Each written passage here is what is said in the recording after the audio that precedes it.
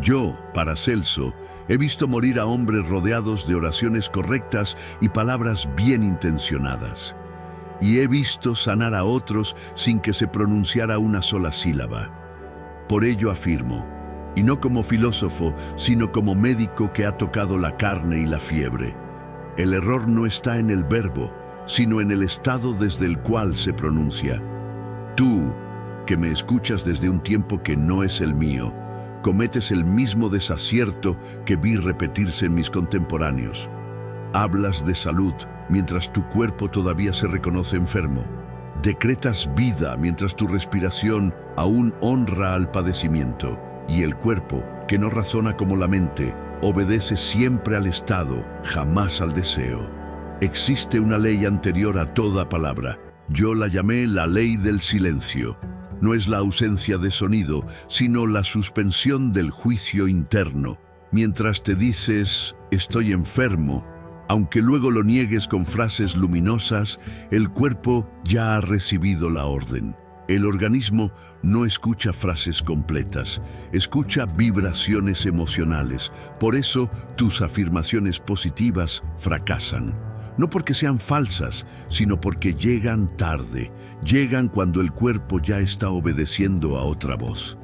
Antes de cualquier decreto debe existir un estado previo, un vacío fértil, un instante donde no seas el enfermo que observa su enfermedad, ni el sanador que la combate. Debes dejar de ser testigo del conflicto. A ese umbral se accede mediante lo que enseñé a mis discípulos como las 7 respiraciones de neutralidad absoluta. No buscan calma, ni fe, ni esperanza. Buscan silencio interior. En cada inhalación abandonas la necesidad de sanar. En cada exhalación sueltas la identidad del que sufre. Al 7º aliento, si has sido honesto, el cuerpo ya no está luchando ni defendiéndose, está escuchando. Comprende esto con precisión. El cuerpo no necesita ser convencido, necesita coherencia. Mientras exista tensión entre lo que dices y lo que sientes, la célula obedecerá a lo que sientes. No importa cuántas veces repitas una palabra correcta, si tu estado interno continúa alimentando la historia del daño. El cuerpo es un animal antiguo. Reconoce el miedo antes que la gramática. Reconoce la aceptación antes que la intención. Por eso afirmo que callar es el primer acto de sanación. Callar no la boca, sino la narrativa interna. Cuando cesa el murmullo del ¿por qué a mí?, del esto no debería estar pasando, del quiero que se vaya, el organismo deja de recibir órdenes contradictorias. Solo entonces el verbo puede descender como una instrucción clara y no como una súplica disfrazada.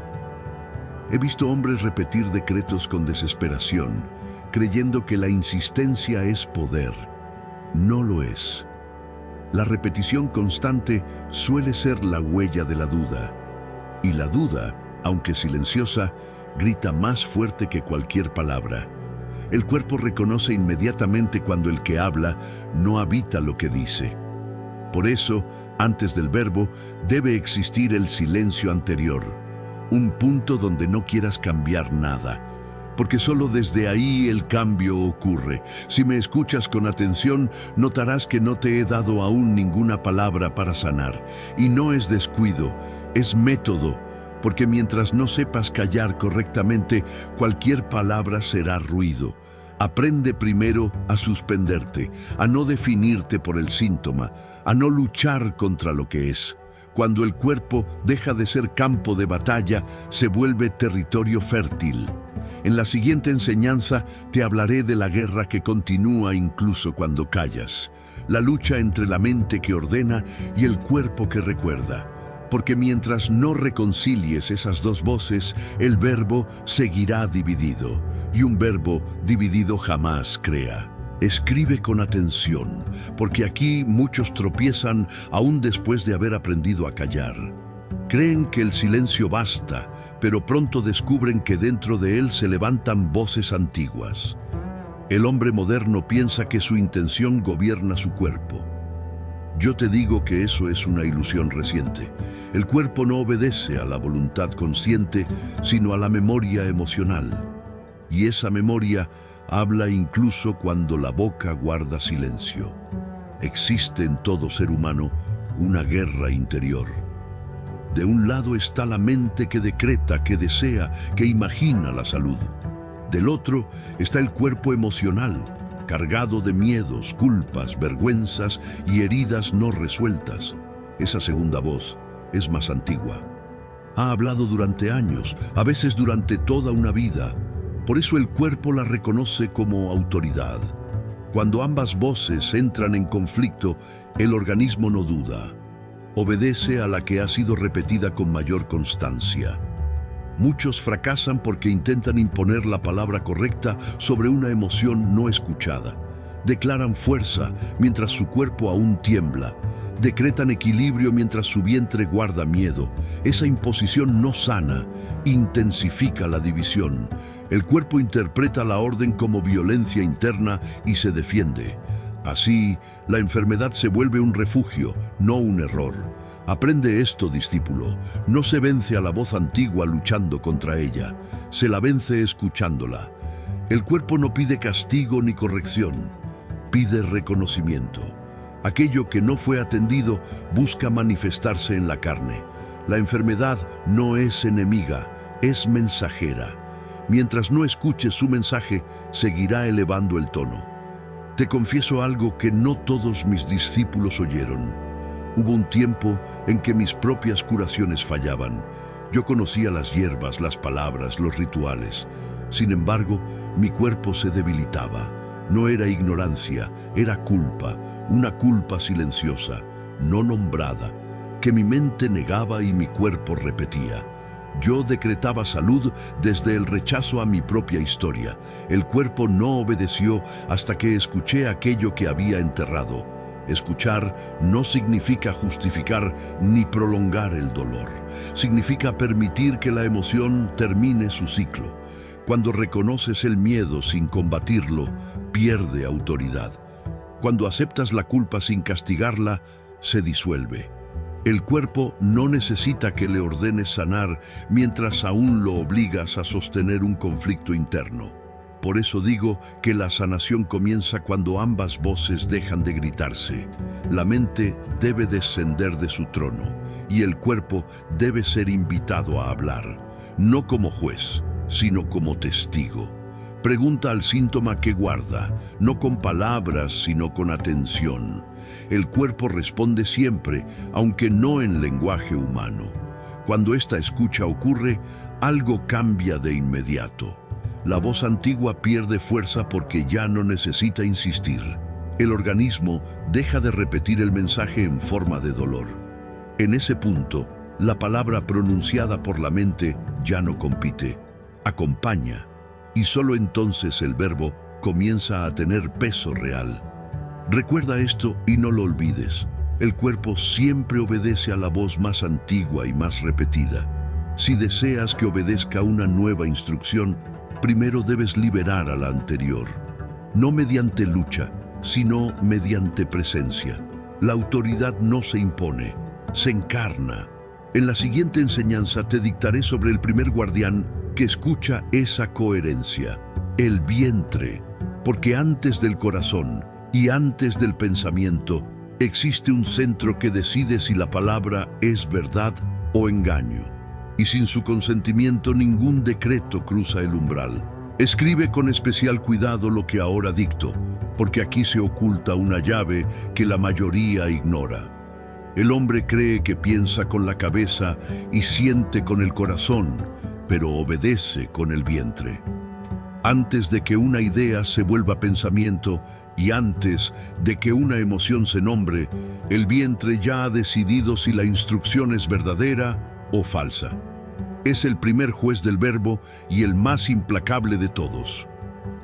He observado durante años este centro silencioso. Cuando una palabra nace del rechazo, el vientre se contrae. Cuando nace de la aceptación, se abre.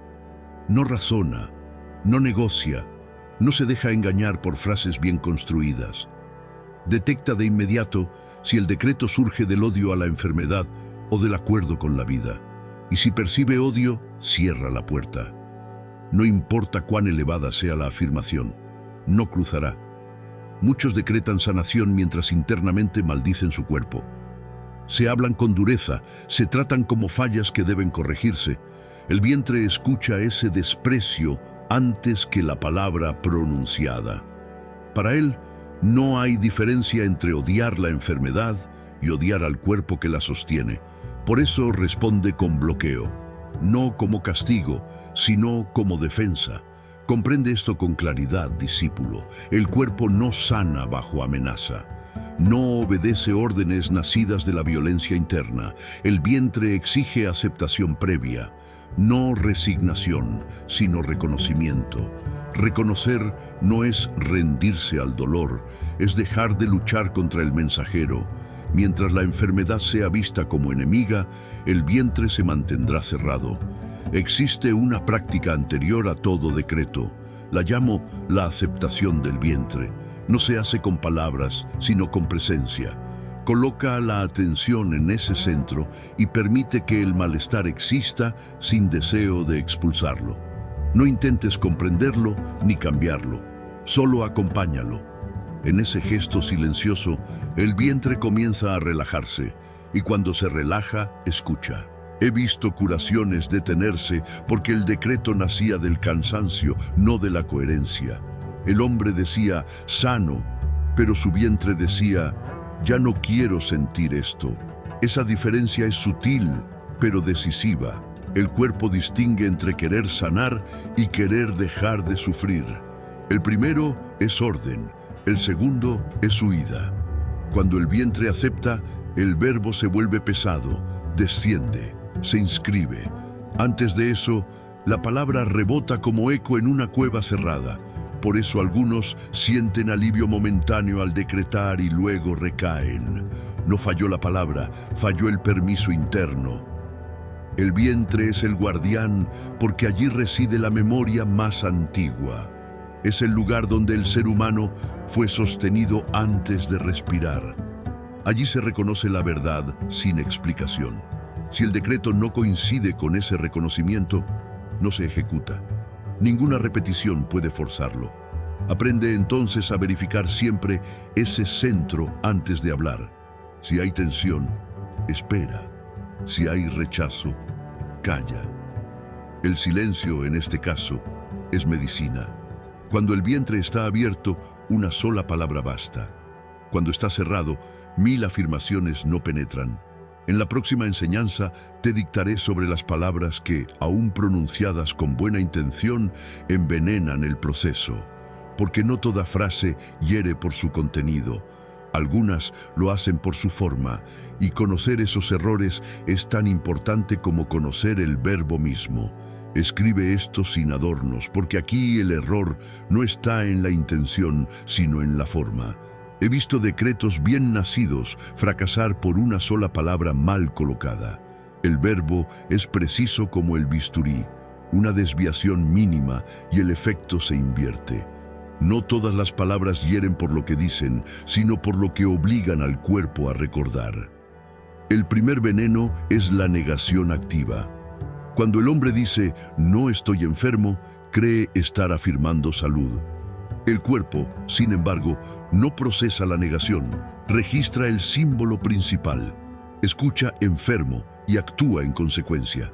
La mente entiende el no, pero la célula no.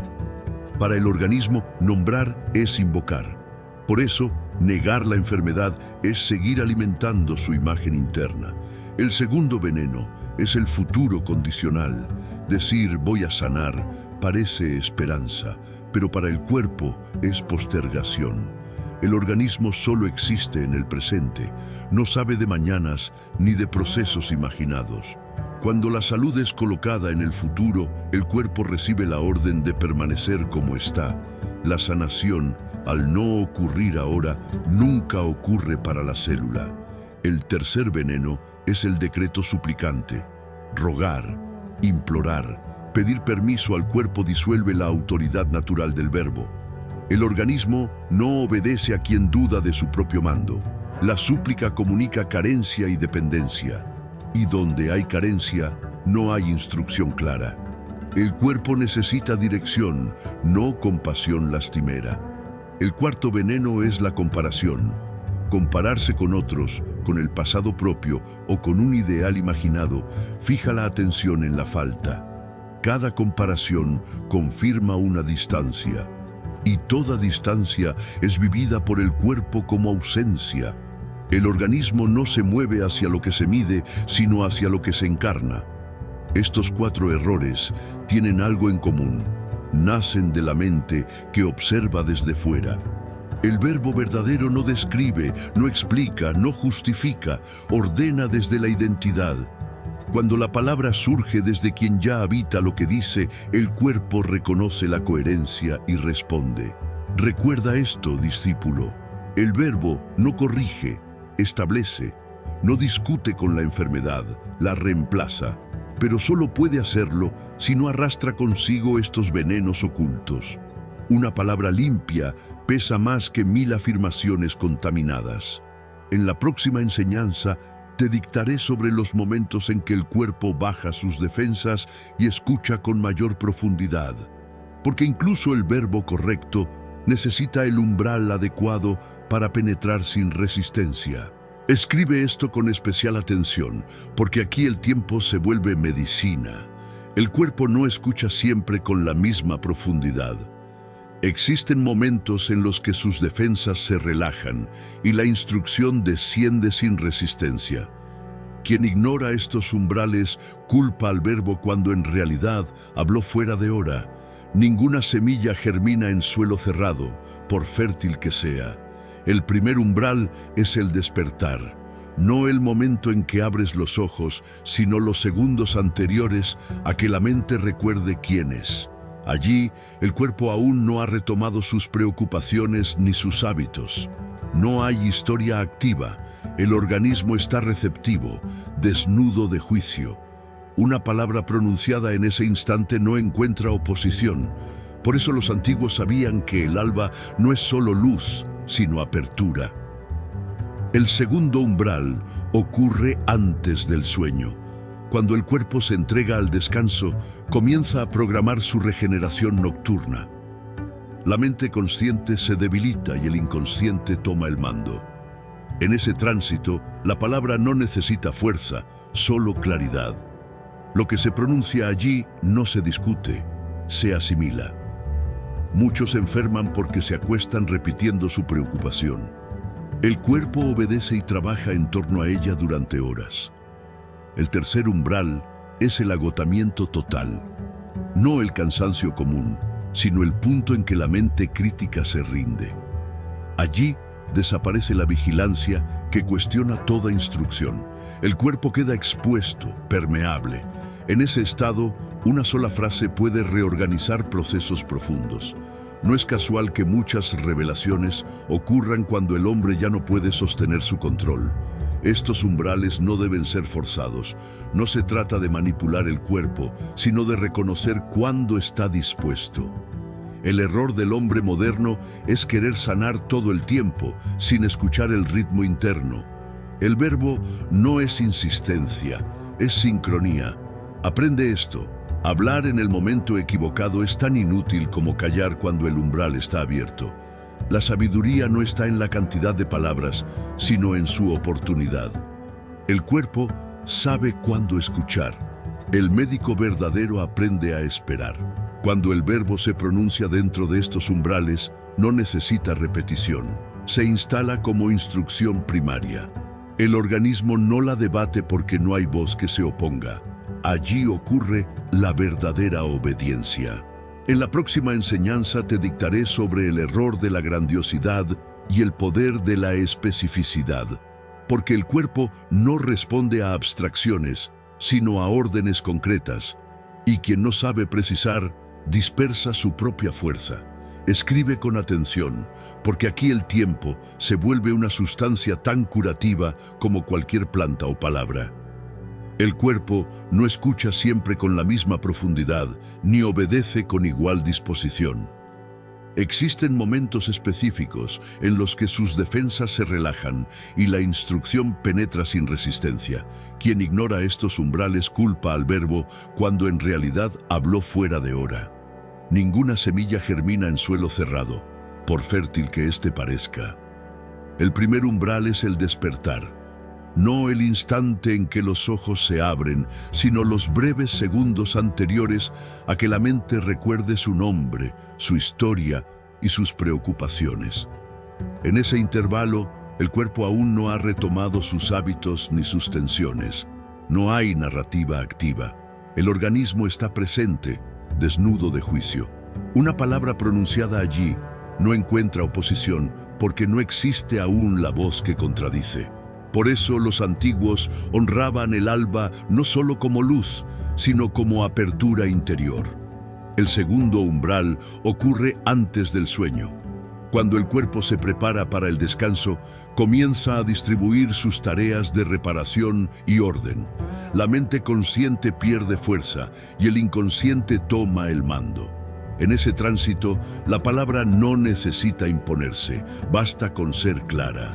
Lo que se pronuncia allí no se analiza, se asimila. Muchos enferman porque se acuestan repitiendo su temor o su queja. El cuerpo, obediente, trabaja durante horas sosteniendo esa instrucción silenciosa. El tercer umbral es el agotamiento total. No el cansancio cotidiano, sino el punto exacto en que la mente crítica se rinde y ya no puede sostener su vigilancia. Allí desaparece la resistencia que cuestiona toda orden. El cuerpo queda expuesto, permeable, sin defensas discursivas. En ese estado, una sola frase puede reorganizar procesos profundos. No es casual que muchas transformaciones ocurran cuando el hombre ya no puede controlar nada. Debes comprender esto con precisión. Estos umbrales no deben ser forzados. No se trata de manipular al cuerpo ni de provocarlo artificialmente. Se trata de reconocer cuándo está disponible. El error del hombre moderno es querer sanar todo el tiempo, sin escuchar el ritmo interno. El verbo no es insistencia, es sincronía. Una palabra dicha en el momento incorrecto pierde su filo, aunque sea verdadera. Hablar cuando el cuerpo no escucha es violencia sutil. Callar cuando el umbral está abierto es negligencia.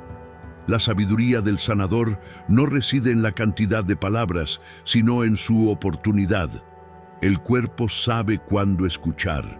El médico verdadero aprende a esperar.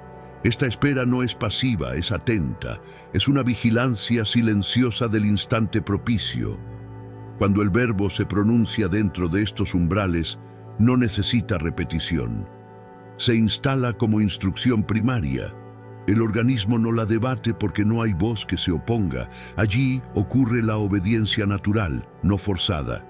Allí el cuerpo no resiste, coopera.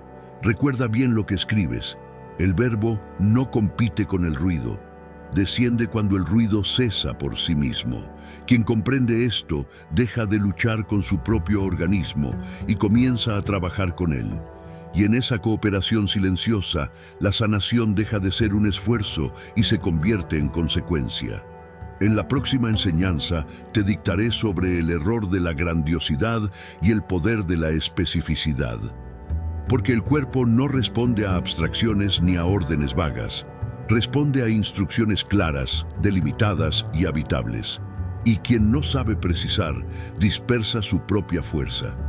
Escribe esto con rigor, porque aquí muchos confunden amplitud con poder.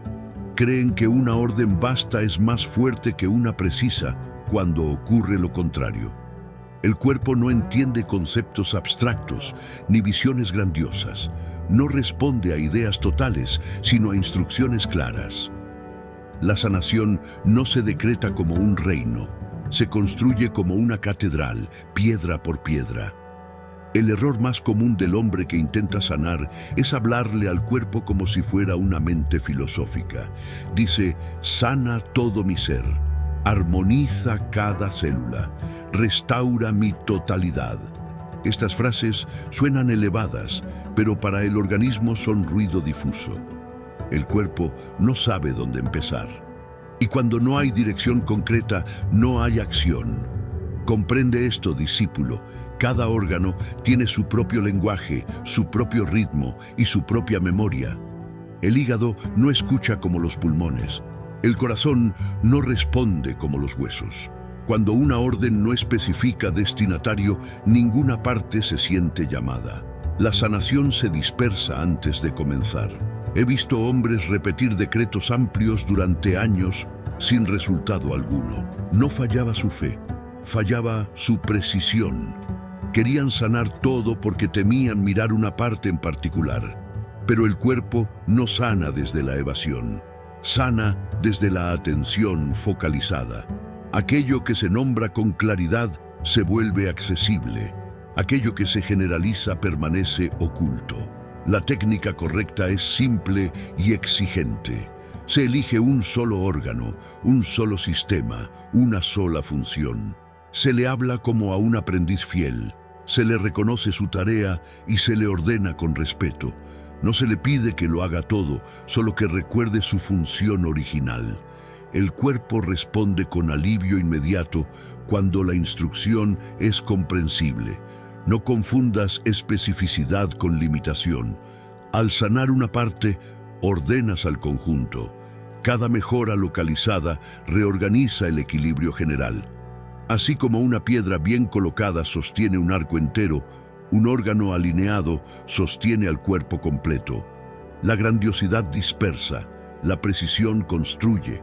Existe además otro error oculto en la amplitud, el deseo de evitar responsabilidad.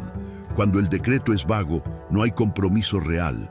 La mente puede seguir dudando sin ser confrontada.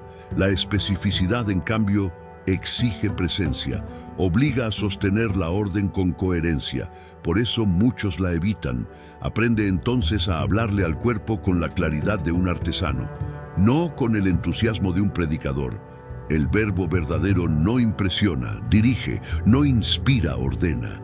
Y solo puede ordenar aquello que se nombra con exactitud. Recuerda siempre esto. El cuerpo no responde a la grandeza de tus palabras, sino a la claridad de tu atención.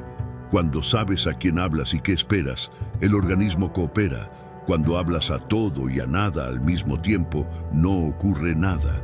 En la próxima y última enseñanza, te dictaré sobre el decreto definitivo y la orden primordial.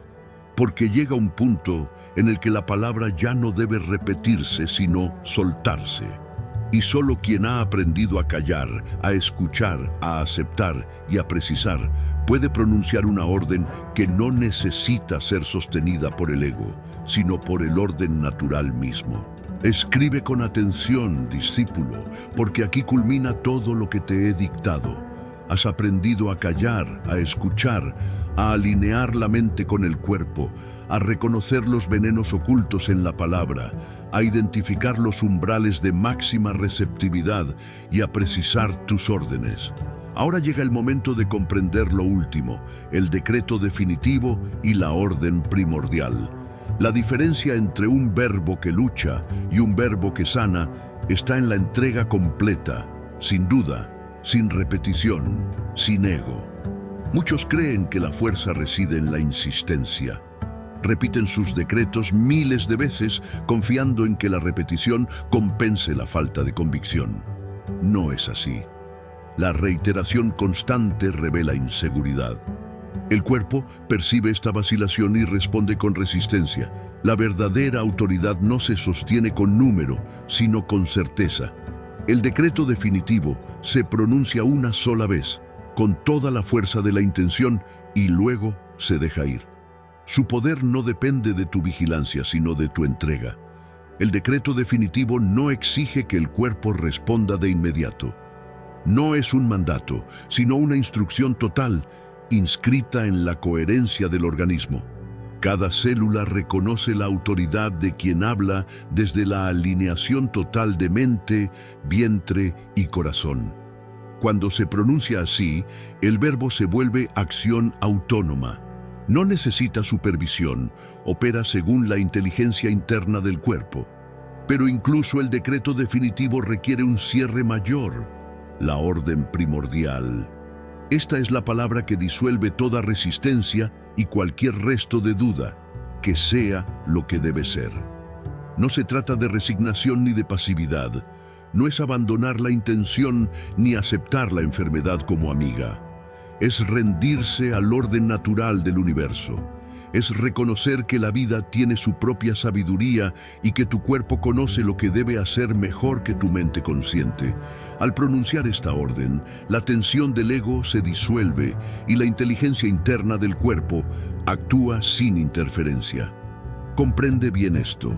El ser humano no usa el verbo como un martillo sobre el mundo. El verbo es anterior a ti y tu tarea es recordarlo, encarnarlo. Cuando lo haces, la sanación deja de ser un esfuerzo y se convierte en consecuencia natural. La palabra que emites no fuerza, no exige, no lucha. Fluye desde tu alineación interior y se convierte en acción viva dentro de ti. He visto curaciones milagrosas que ocurrieron sin un solo decreto verbal, simplemente porque el cuerpo y la mente se reconciliaron. Y también he visto palabras repetidas hasta el cansancio fracasar, porque se pronunciaron desde la duda, la desesperación o el deseo de controlar. Todo depende del estado desde el cual hablas. Esta es la lección más profunda que puedo legarte. El verbo no es magia, sino coherencia. El cuerpo obedece siempre la verdad interna, no la apariencia de la intención. Por eso, discípulo, cada paso previo que hemos dictado tiene sentido. Aprender a callar prepara la apertura del cuerpo. Reconocer la guerra interior libera la voz antigua que bloquea la sanación. Escuchar al vientre asegura que la palabra será aceptada. Evitar los venenos lingüísticos mantiene la pureza del verbo. Respetar los umbrales del cuerpo permite que la instrucción penetre sin resistencia. Precisar el decreto evita la dispersión de energía. Y finalmente, el decreto definitivo, acompañado de la orden primordial, concluye el ciclo. El verbo ha descendido en armonía, sin lucha, sin imposición. Ahora comprendes algo esencial. No eres tú quien pronuncia la palabra para sanar. Eres la voz encarnada del verbo mismo. El cuerpo no responde a tu deseo. Recuerda su propia naturaleza. La sanación no es obra de tu mente, sino de la verdad que yace en la unión de mente, vientre y corazón. Todo lo demás es ruido. Recuerda siempre esta regla final. Habla una sola vez con convicción, luego suelta. No observes el resultado con ansiedad, no repitas por miedo. Confía en la coherencia interna. El verbo se hace carne en ti. Cada célula lo reconoce y actúa. El cuerpo se reorganiza, la salud se manifiesta y tú solo acompañas el proceso. Así concluye la enseñanza que te legué. Guarda estas palabras como lo más preciado de mis secretos. La sanación no proviene de tu lucha, sino de tu alineación. No se trata de hacer, sino de ser. No se trata de controlar, sino de recordar. El verbo no es tuyo, sino tú eres el verbo hecho carne.